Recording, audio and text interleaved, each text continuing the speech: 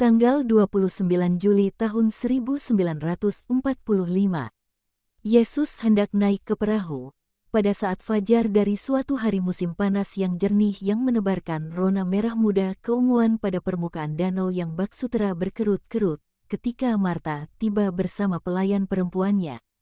"Oh, Guru, dengarkanlah aku, demi Tuhan," katanya. Yesus kembali ke pantai dan berkata kepada para rasul, "Pergilah dan nantikanlah aku di danau. Sementara itu persiapkan segala sesuatunya untuk perjalanan kita ke Magedan." Dekapolis juga menantikan sabda, "Pergilah."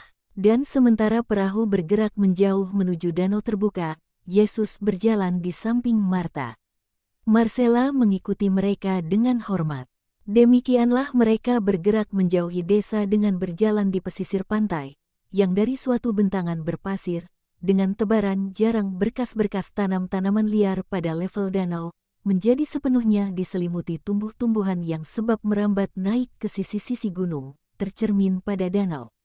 Ketika mereka tiba di suatu tempat yang sunyi, Yesus bertanya dengan tersenyum, "Apa yang ingin kau katakan padaku?" "Oh, Guru, Maria pulang semalam sesaat sesudah tengah malam." "Oh, aku lupa mengatakan padamu bahwa sementara kami bersantap waktu siang, dia berkata padaku, 'Apa kau tidak keberatan meminjamiku satu dari gaunmu dan juga sehelai mantel?' Mungkin agak sedikit kependekan, tetapi aku akan membiarkannya longgar dan menurunkan mantolnya."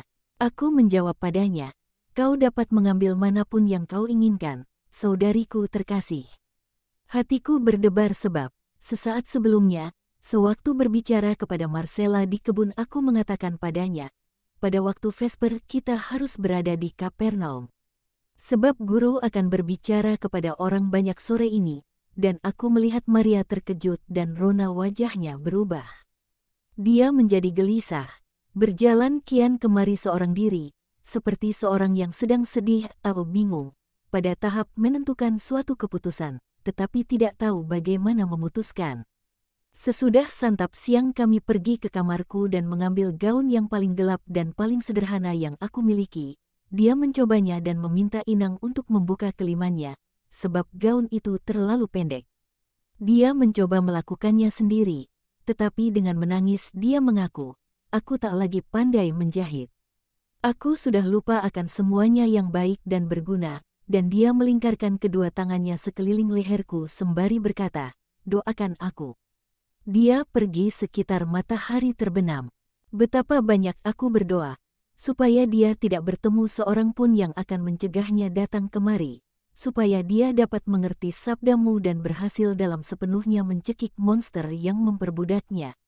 Lihat, aku mengenakan ikat pinggangmu, yang aku ikatkan di bawah ikat pinggangku sendiri, dan apabila aku merasa pinggangku terhimpit oleh kulit yang keras kaku itu, yang tidak biasanya, aku akan berkata, ia lebih kuat dari apapun. Kemudian Marcella dan aku datang dengan wagon, sebab lebih cepat.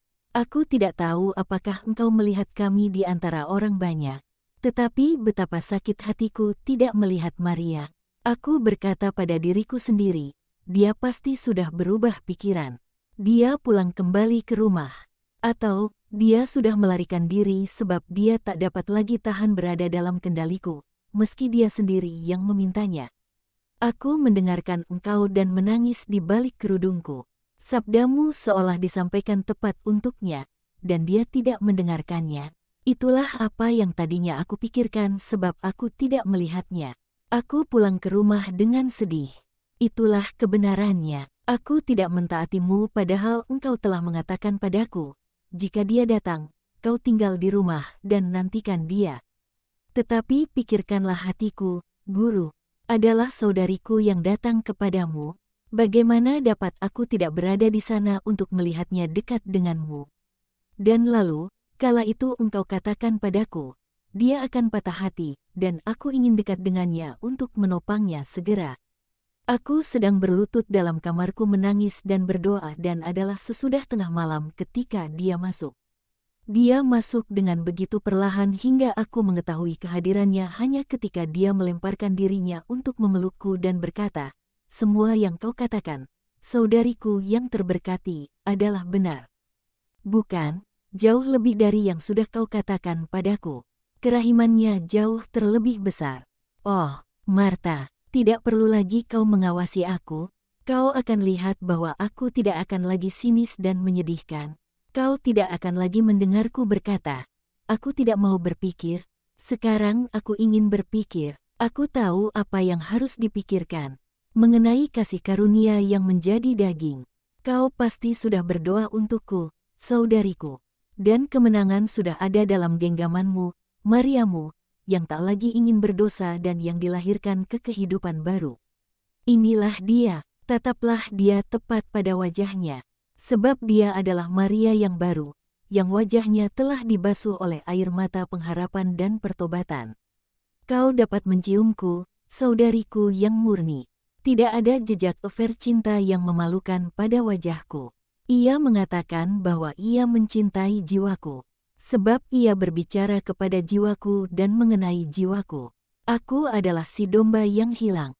Ia berkata, dengarkan apakah aku benar. Kau tahu bagaimana sang juru selamat berbicara, dan dia mengulangi perumpamaanmu dengan sempurna. Maria sungguh cerdas, jauh lebih cerdas dari aku. Dan dia ingat semua, jadi aku mendengarmu 2 kali. Dan jika perkataan itu kudus dan mengagumkan di bibirmu, di bibirnya perkataan itu juga kudus, mengagumkan dan penuh kasih sebab diucapkan oleh saudariku, yang sudah ditemukan dan sudah kembali ke dalam ikatan keluarga. Kami duduk di atas tikar di lantai, saling berpelukan satu sama lain, seperti yang biasa kami lakukan ketika kami masih gadis-gadis kecil di kamar ibuku atau dekat perkakas tenun di mana dia menenun atau menyulam pakaian-pakaiannya yang indah. Dan kami tinggal demikian, tak lagi dipisahkan oleh dosa, dan ibuku juga tampaknya hadir dalam roh. Kami menangis tanpa duka, sebaliknya, dengan begitu limpah rasa damai. Kami saling mencium satu sama lain dengan penuh bahagia, dan lalu Maria, yang letih sesudah perjalanan jauhnya, dan terkuras tenaganya oleh emosi dan begitu banyak perasaan, tertidur dalam pelukanku, dan dengan bantuan inang aku membaringkannya di atas tempat tidurku, dan aku meninggalkannya di sana untuk datang kemari, dan Marta, yang sepenuhnya bahagia, mencium tangan-tangan Yesus. Aku juga akan mengatakan padamu apa yang dikatakan Maria padamu. Kemenangan sudah dalam genggamanmu. Pergilah dan berbahagialah. Pergilah dalam damai. Biarlah perilakumu menjadi lemah lembut dan bijak terhadap saudarimu yang terlahir kembali. Selamat tinggal, Marta. Beritahu Lazarus, sebab dia khawatir.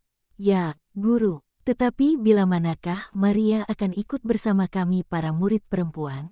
Yesus tersenyum dan berkata, Sang Pencipta menciptakan alam semesta dalam 6 hari dan beristirahat pada hari yang ke-7. Aku mengerti, aku harus sabar. Ya, sabar, jangan mengeluh. Itu juga suatu keutamaan. Damai sertamu, para perempuan. Kita akan segera bertemu. Dan Yesus meninggalkan mereka dan pergi menuju tempat di mana perahu sudah menunggu dekat pantai.